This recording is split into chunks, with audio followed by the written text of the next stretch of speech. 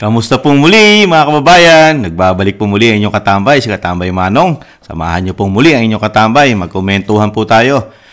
Bago po tayo mag-umpisa, magandang araw po muna, tanghali, hapon, gabi, madaling araw po sa atin lahat.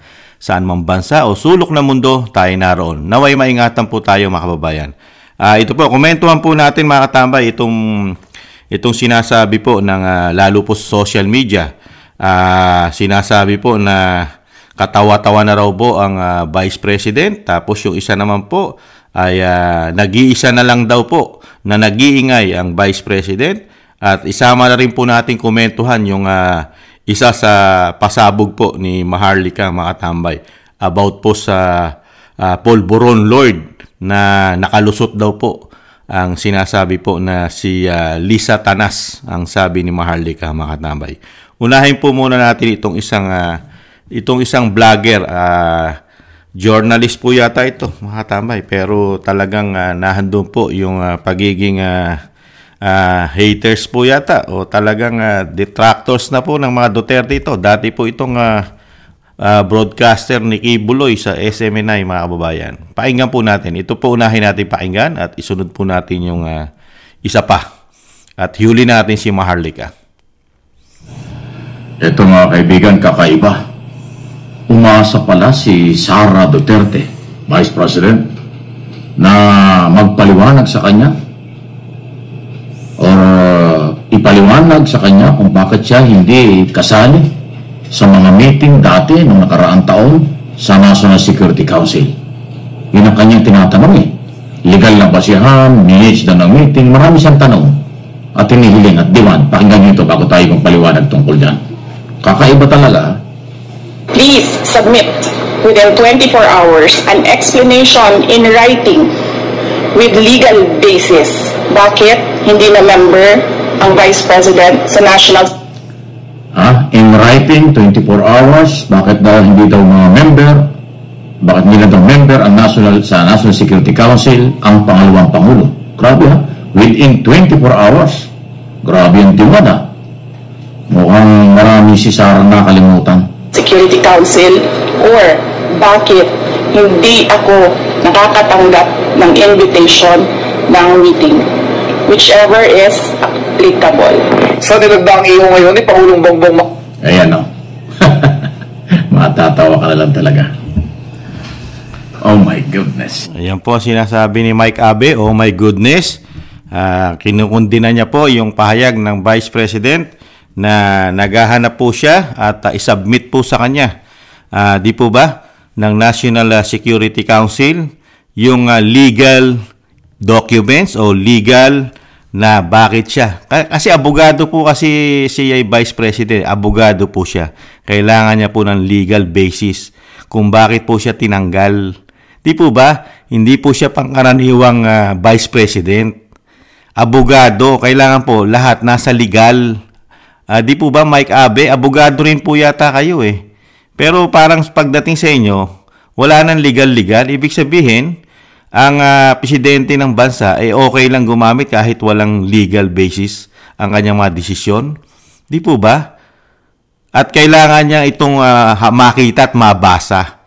Mabasa ng Vice President kung ano ang dahilan at ito ba'y nasa legal ang pagtanggal sa kanya. Matatanggap naman ng Vice President yung kinukuha niya lang yung legal basis ng National Security Council at yung pinagbasihan bakit sila tinanggal. Kasi hindi lang naman siya ang tinanggal eh. Di ba? Kasama po tinanggal ang mga dating presidente. Doon din ang mga legal basis nila ron bakit tinanggal ang dating presidente Arroyo, dating presidente Estrada at dating presidente Duterte, di po ba? Hindi lang naman siya eh. Kaya Mike Abe, utusan mo na lang o sabihin mo na lang na yung sinasabi ni BP Sara bilang abogado, abogado siya. Karapatan niya yon. At yon, hinahanapan niya ng legal. Di po ba? Kaya lang, siyempre, meron po kasing kompas. Di ba? Para masiraan.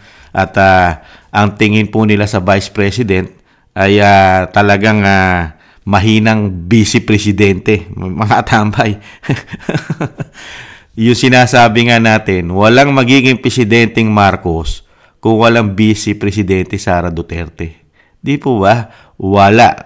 Walang magiging presidenteng Marcos kung walang Sara Duterte. Kasi unang-una, bakit ko nasabi? Pangulo na yung tatay niya eh. Napakalakas na Pangulo. Napakataas ng tiwala ng tao sa Pangulo. Dati, approval trust rating niya mahigit 80%. At nasa kanila ng kamay. Di po ba? Nasa kanila ang makinarya dahil Pangulo ang kanyang ama. Kung tumakbong Pangulo yan, si Sara, magiging Pangulo ba ang BBBM? Logic. Di ba? Isunod po natin tong isa. Yung nag-iisa na lang daw po ang Vice President.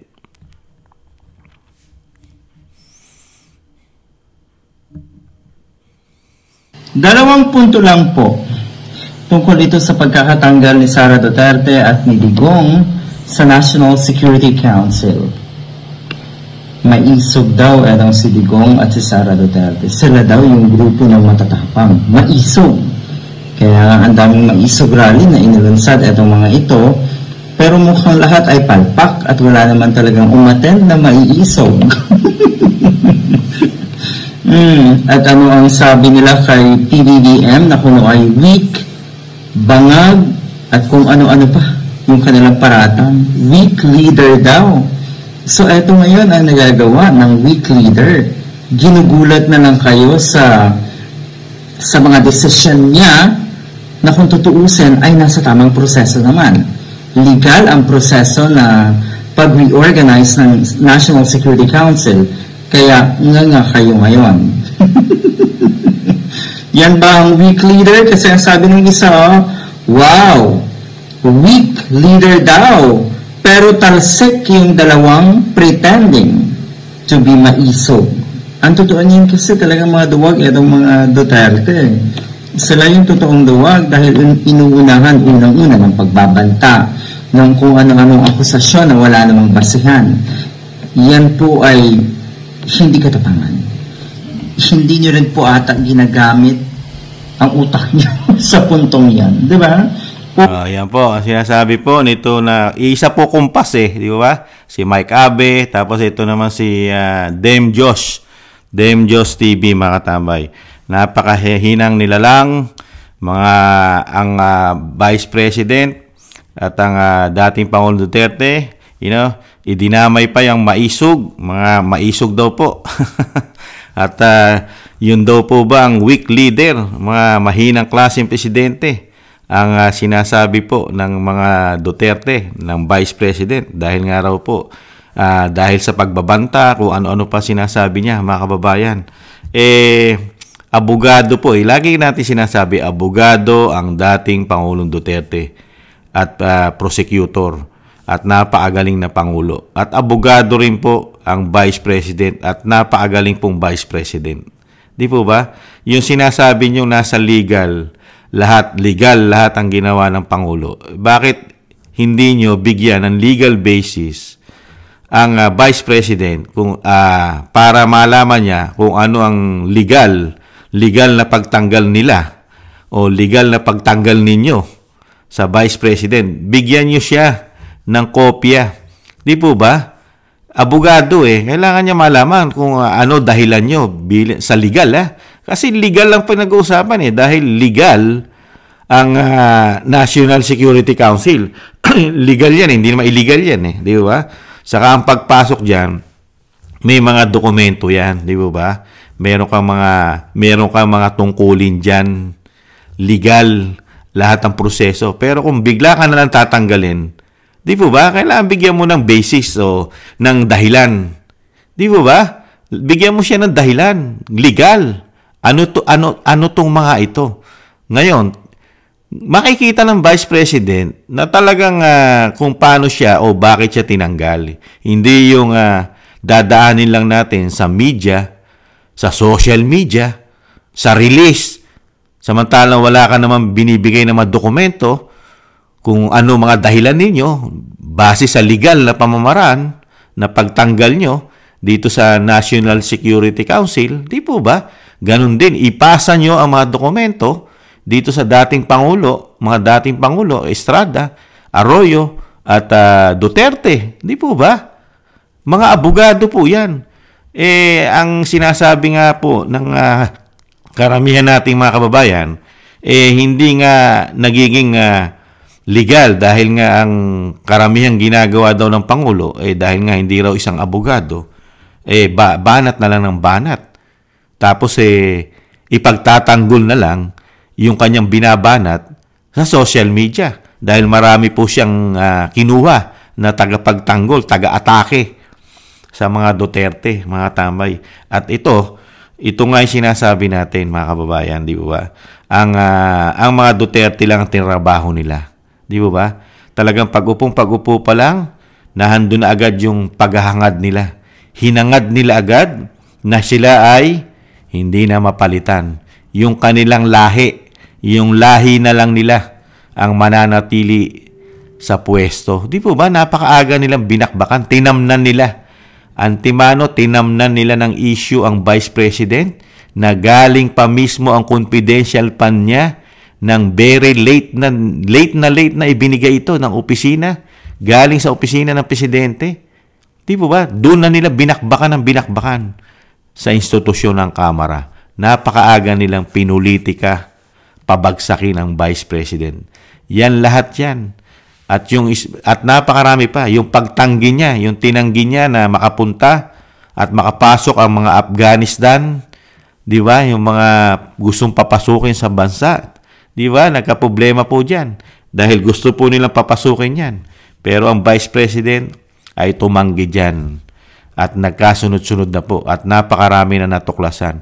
Kung talagang mahinang klase ang mga Vice President at ang dating Pangulong Duterte, bakit hindi nila imbestigahan? Kung hindi totoo lahat ang mga sinasabi niya at mahinang klase yan. Bakit ayaw nila imbestigahan ang mga sinasabi ng Vice President? Yung mga paratang niya na 2 tao lang kumukontrol ng pera sa institusyon ng Kamara. Yung mga bilyon-bilyon na nilagay na pera sa DepEd. Mga extraordinary. Bakit hindi nila imbestigahan yan? Kung talagang sinasabi mo, Dem Diyos na mahinang klase yan. Di po ba? At yung pinasabog niya ng Vice President na tinawagan siya ng First Lady para sa pera. Pera, ha? Galit na galit ang Vice President dyan dahil isinasama siya sa korupsyon yata. Puro korupsyon yata na hindi naman siya halal din ng bayan at kumukuha ng malaking pera. Bakit hindi imbestigahan yan? Ng pinsan, ang pinsan, di ba? Sa institusyon ng Kamara. Kasi, pati siya ay dapat imbestigahan din. Di ba? At ganun din po ang mga sinabi ng dating Pangulong Duterte. Mga istapa, puro istapa ang ginawa nila. Di ba? Sa pera ng Pilipino. Ayan. Ito po, sunod naman po natin si Maharlika. Si Maharlika po napakarami pong pinasasabog po ito at talagang tahasan niya pong sinasabi na mga bangag, addictus at masama pang tawag niya kay First Lady, mga katambay. Ito, nakita ko lang po ito, mga katambay, at pakinggan po natin, komentuhan po natin. At si Maharlika po hindi po nila makaya-kaya ang mga sinasabi ni Maharlika. Pati po ang gobyerno nagtataingang kawali na lang po kay Maharlika at tanggap na tanggap po nila ang mga sinasabi ni Maharlika, lalo po ang First Lady yata, mga katambay. Pakinggan po natin si Maharlika. Actually, kahapon, mga kababayan, ay may tumawag sa akin. Sino yung tumawag? Okay, of course, concern na concern, ito ay taga-Ayala, Alabang. So, nung tumawag siya sa akin, sinek ko yung balita, wala pang balita about dun sa sinabi niya. Pero ano ang nangyari? Ayon sa ating puting ahas na taga-Alabang, Alabang na naman, di ba? May naganap nung nakaraang araw na pag-raid ng mga kapulisan, team effort, may PIDEA, sa isang pulburon manufacturing. Wow. Remember, ang BFF ni Marcos Jr. na si Mark Anthony Sayarot sa Alabang din nahuli, 2 bahay ang narentahan niya doon, at yan ay nakalagay sa media, but recently, this year, ay napawalang sala si Mark Anthony Sayarot. So, Grabe pasabog ni Maharlika, mga tambay. Droga ito. Droga ang pasabog ni Maharlika, mga tambay. At nagkakaroon po ng takipan, ha? Yung nauhuli, nakakalaya, mga tambay. Ibang klase. Pati ba PDEA, gamit na rin po sa illegal na droga? Ganun po ba, Madam Maharlika? Pati PDEA? Years ago, lingid sa kaalaman ng taong bayan habang abala ang mga buwaka ng GNMS sa Congress at ang kanilang mga alipore sa media. Kayo naman, mga jutang GNMS, mga media kayo, hindi nyo ginagawa inyong trabaho. Ito'y ayon sa ating informante na nagkahulihan doon. Ang ginawa po ng drug lord o ng pulburon lord ay ipinagmalaki pa na BFF o kaibigan niya si Liza Tanas. Ano ang nangyari? According to our source, tumawag itong pulburonic lord. Hindi pa lang pinangalanan kung sino yung pulburonic lord. Pero one thing ang sigurado, ang ating informante ay tumawag kay Liza Tanas at kay Bangag na eto, hinuli ako, dinadampot ako dito, dadadagawan mo ng paraan. Then, Grabe, no? Grabe mga pasabog ni Maharlika, mga katambay. Grabe. Ginagawa pa padrino. Padrino po ng mga drug lord ngayon, ang First Lady at ang Pangulo ng Bansa. Dito po sa sinasabi ni Maharlika. Nahuli na at nung mahuli, tumawag. Tumawag daw, sabi ni Maharlika. Ibang klase. Tumawag sa mga padrino nila. Ibang klase. Diba? Alam ng media ito. Kasi, ayon sa ating informante, may kasamang media doon sa Alabang. So, ang ginawa, pina-stepleran ang bunganga kung sino man yung media na yon. Ang ginawa ni Liza Tanas, according to our source, pinadalhan pa ng security, PSG, itong nahuling drug lord, ayon sa ating source, mga palaga. Kaya nga, sabi ko sa inyo, hindi ka ba magagalit habang ang mga media na inimbitahan, may mga matitino pa tayong PDEA dyan eh. Sakala nila siguro, okay, according to our source, hindi nila alam na may kaugnayan ang pulburon lord kay Liza Tanas at kay Bangag o kakilala. Kaya nung nahuli, ay tumawag lang kay Liza, nagmalaki pa ang pulburon lord. Nagsigasigaan pa daw doon, kaya sabi ko, saan pupulutin ang taong bayan? Tumawag sa Bangag na gobyerno at pinadalhan ura-urada ng PSG o ng security. Sino ang nagbabayad ngayon para sa security? Taong bayan, PSG. Alam mo, talagang double, triple trouble, quadruple trouble ang nangyayari sa Pilipinas. Walang mahuhuling drug lord, pulburon lord. Kasi nga, paulit-ulit natin, magkasabwat sila. Kayong mga taga-Alabang, alam nyo to, ang nahuling pulburonic manufacturer, alam din ng media ito. Hindi lang isang media. Maraming media na nandoon. Kasi alam nyo naman, kapag mga ganitong operation, ay kinukontak yung media. You know that already. Pero dahil tumawag kay Liza Tanas, magwawala na naman, magbabagrmartik na naman si Liza Tanas, at kay Bangag Jr. na hinuli nga yung kakilala nila, ayun, pinatahimik, pinashut up ang mga bunganga ng media. Ngayon, Ayan, mga tambay. Mahaba pa yan, yung pasabog ni Maharlika. Ibang klase, no? Liza Tanas daw po, mga katambay, ang tawag niya po sa First Lady. At Bangag naman ng iyong Pangulo.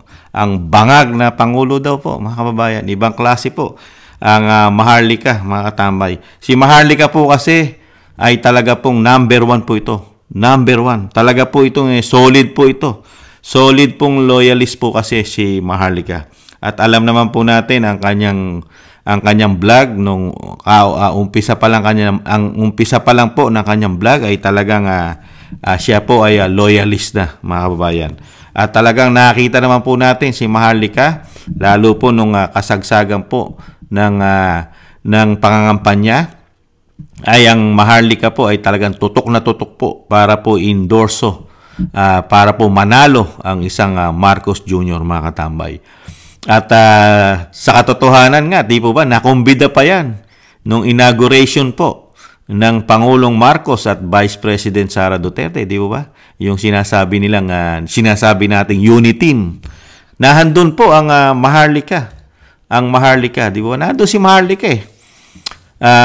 I think ang pangalan po yata nito ay si Claire, di ba? Claire Contreras ba? I think Claire, si Maharlika. Nahandun po siya. At doon po, meron din po nga siyang sinabi ron, di ba? saka nung campaign manager, yung campaign rally, mga ganon, campaign rally yata, nahandun din siya. Tapos nakita niya rin yata na ang nakita nila ang discrimination ng First Lady ayon sa kanya, na lalo daw sa pagkain. Iba raw ang pagkain nila at iba pagkain ng mga sumusuporta. At nagalit pa nga siya nun dahil napakarami supporters ang hindi kumakain. Samantalang yung pagkain doon sa loob ay isang damukal daw po ang pagkain at buffet ang pagkain. Samantalang yung mga supporters na nahandun daw po sa labas ay gutom na, mga kababayan. Kaya isa rin pong kinagalit yun ni Maharlika, mga kababayan. Kaya dito po, yung galit kasi ni Maharlika na talagang yung talagang supporters ka at magmula sa iyong ama ay talagang inaangat ni Maharlika yan, mga tambay. Ni Maharlika, inaangat po yan. At talagang nakita niya ng dalawang mata yung talagang pagkakaiba. Yung kanyang hinangaan niyang pangulo ay bigla siyang, bigla niya natuklasan lahat, na nawala lahat ng kanyang paghanga. Dahil yung mga natuklasan niya ay puro yata hindi maganda, mga tambay. Bakit kaya? Dahil natuklasan niya, mga drug lord daw po.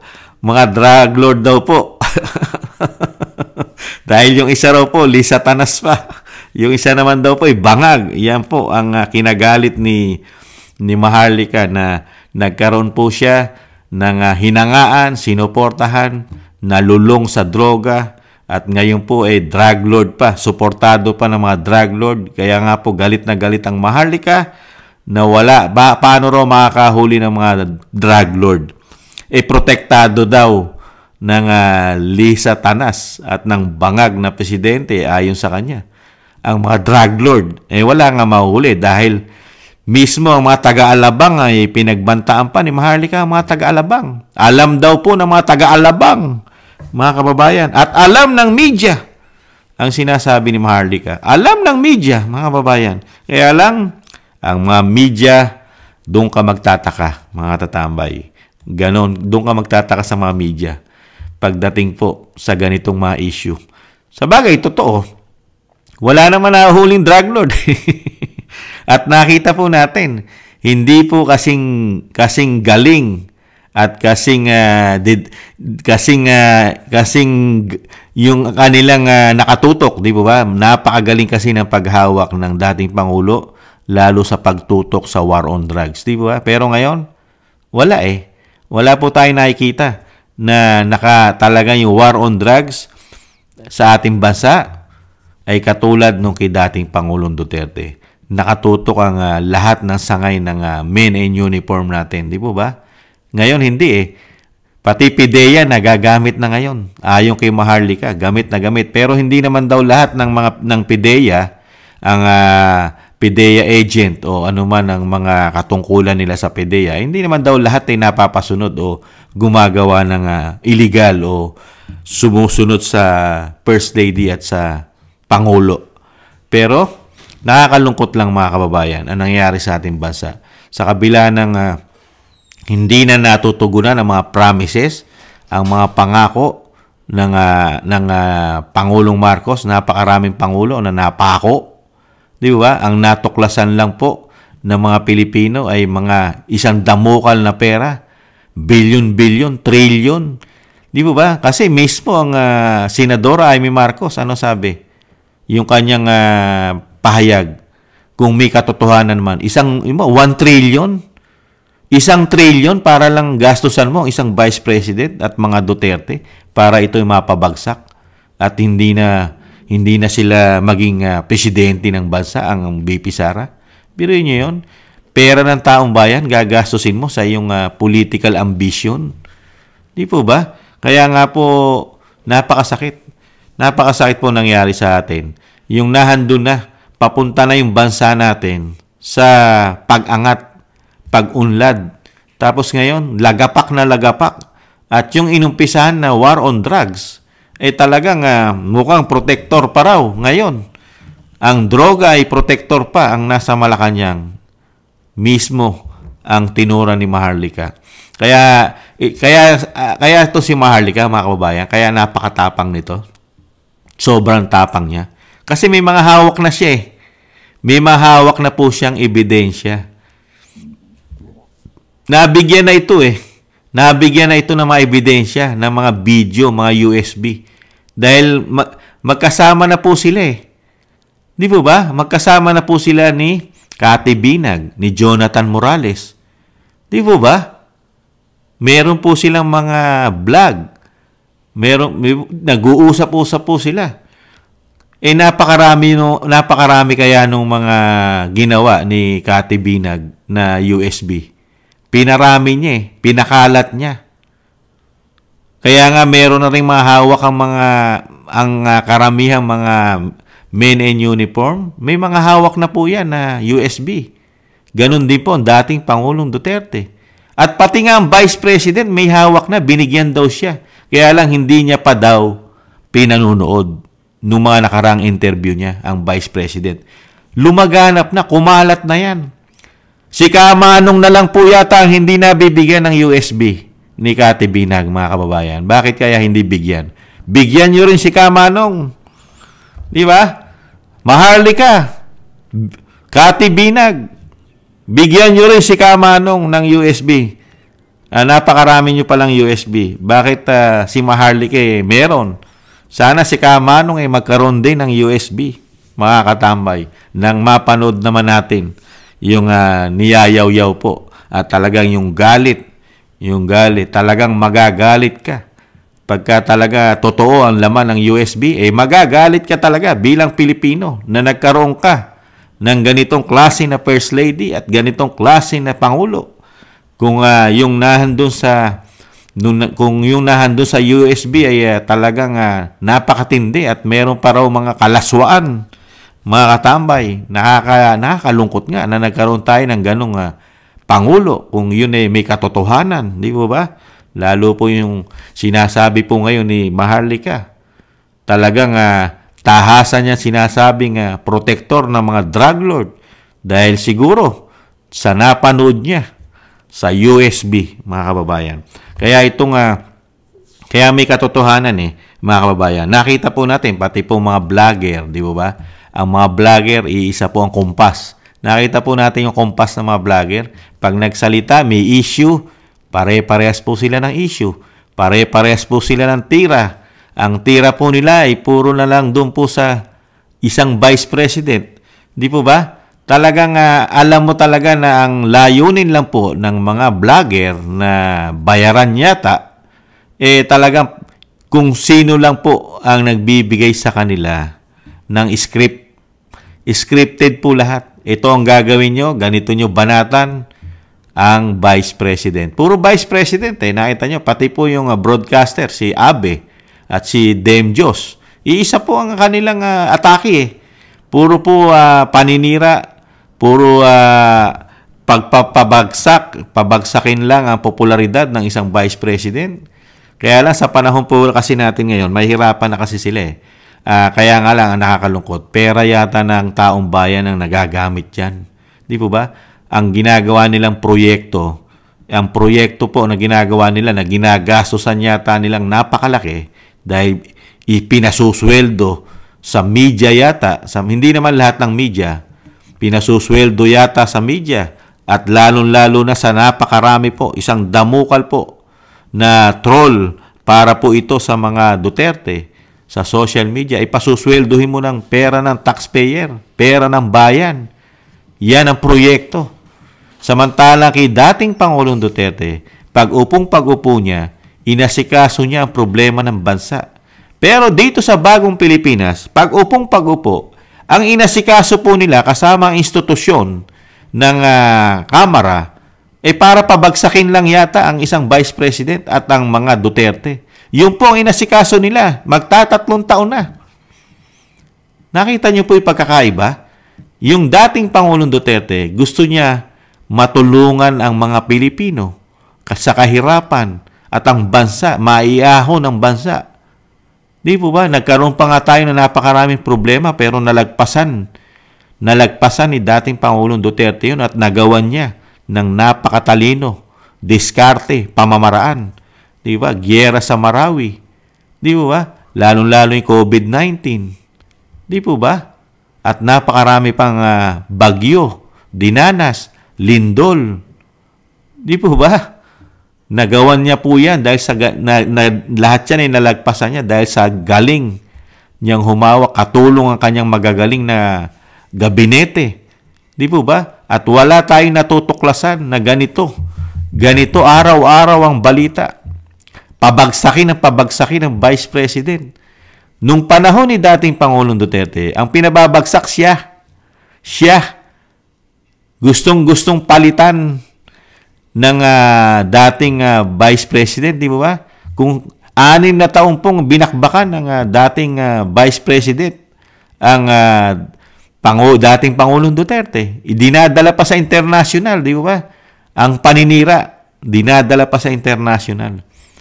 Puro ang dating Pangulong Duterte pinababagsak. Pero ngayon, doon ka magtataka. Malayo pa ang halalan 2028. Pilit na pinababagsak ang Vice President. Hindi nyo ba na? Ibang-iba, no?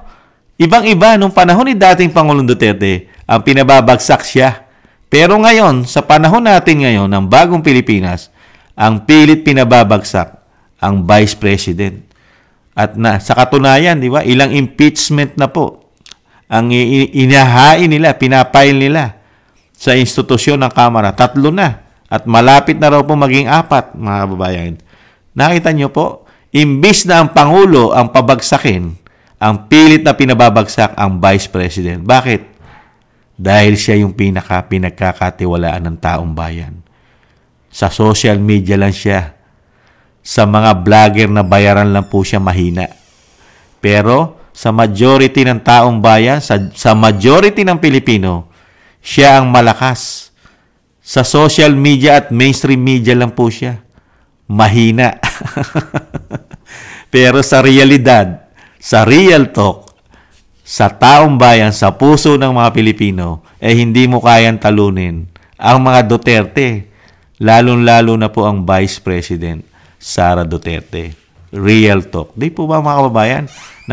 Dahil nga po sa mga natuklasan po ng mga Pilipino, na yung sinasabi nila, gusto nila maging world class ang ating bansa. Pero ano nangyari yung world class?